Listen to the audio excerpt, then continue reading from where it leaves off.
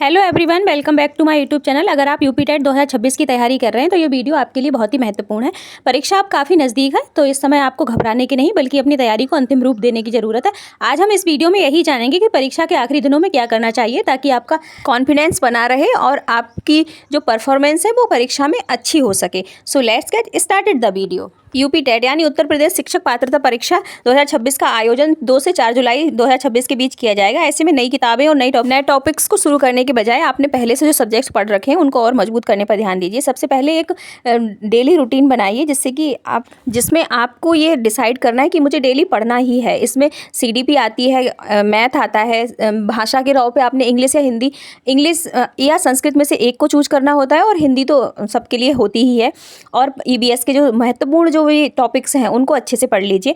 इसके साथ ही जो पीवाईक्यू हैं उनको अच्छे से लगा के जाइए। इससे आपको जो भी एग्जाम पैटर्न है उसका अंदाज़ा हो जाएगा। क्वेश्चंस के जो लेवल हैं उसका आपको अंदाज़ा लग जाएगा कि किस तरह के यूपी टेट में क्वेश्चन पूछे गए हैं अब तक। और जो टाइम मैनेजमेंट की जो बेहतर समझ है वो भी आपको हो जाएगी। जिन क्वेश्चंस में आपकी गलती हुई है उनको अच्छे से एनालाइज कर लीजिए, दोबारा उसकी प्रैक्टिस कर लीजिए। इससे आपका कॉन्फिडेंस लास्ट के दिनों में आपका कॉन्फिडेंस इससे बूस्ट होगा। और जो लास्ट के दिन हैं उनमें आप करंट अफेयर्स के कुछ टॉपिक्स को जरूर देख लीजिए। जैसे नई शिक्षा नीति है, चाइल्ड साइकोलॉजी के कुछ इंपॉर्टेंट पॉइंट्स हैं, उनको आप जरूर रिवीजन करके जाइए।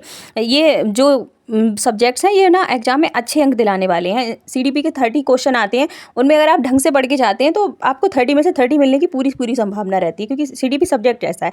आप पढ़ते रहिए बस। एग्जाम से 1-2 दिन पहले पढ़ाई का ज़्यादा लोड मत लीजिएगा। पर्याप्त नींद लेना, संतुलित भोजन यानी कि आप बैलेंस्ड डाइट लीजिए और सकारात्मक सोच रखिए, पॉजिटिव सोचिए। जो भी आपने पढ़ा है अपनी मेहनत पर भरोसा रखिए। और जो भी प्रवेश पत्र हैं आपके, मतलब एडमिट कार्ड और जो भी आईडीज होती हैं, उन सबको ना एक जगह पहले से ही तैयार रख लीजिए। और जो भी आपका सेंटर है उस पर टाइम से पहुंचने की कोशिश कीजिए। इससे घबराहट आपको नहीं होगी और एग्जाम में आपकी परफॉर्मेंस इन सब चीज़ों से बेहतर होती है।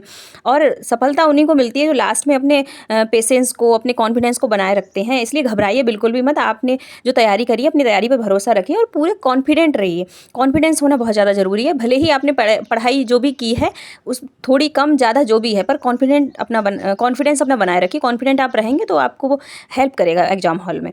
और रही बात उन स्टूडेंट्स की जिन्होंने अभी तक तैयारी शुरू ही नहीं की है, तो इन 10 दिनों में मैं ये तो नहीं कहूँगी कि आप बहुत ज़्यादा अच्छा परफॉर्मेंस कर सकते हैं, पर हाँ, अगर आप पीवाईक्यू पढ़ लेते हैं अब तक के जो भी यूपी टेट में आए हैं तो ज़्यादा नहीं, अगर आपने थोड़ी बहुत पहले अपने डीएलएड में या बीएड में जो भी तैयारी कर रखी है, तो आप अगर ओबीसी के हैं तो 82 नंबर और अगर आप जनरल के हैं तो 90 नंबर लाने की कैपेसिटी में आ जाएंगे। उतनी क्षमता आप हासिल कर लेंगे अगर पीवाईक्यू पढ़ लेते हैं और थोड़ा बहुत वनडे एग्जाम या किसी भी एग्जाम की अगर आप तैयारी कर रहे हैं तो पासिंग मार्क्स आपके आ सकते हैं। पीवाईक्यू देख लीजिए और जो मैराथन होती हैं जैसे कि आरपी मिश्रा सर हैं, उनकी सीडीपी की मैराथन देख लीजिए। ईबीएस के लिए आप आशीष सर की मैराथन देख लीजिए। और बाकी जो भी इंग्लिश के लिए है, आप चंद्रा इंस्टीट्यूट में एक सर हैं, उनकी मैराथन देख सकते हैं।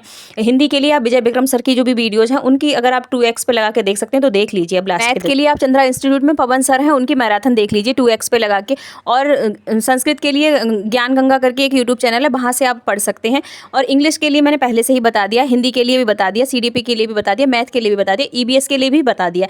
अब आपके हाथ में, आप जितना कर सकते हैं लास्ट के दिनों में कर लीजिए, आप पास हो जाएंगे। Thank you for watching.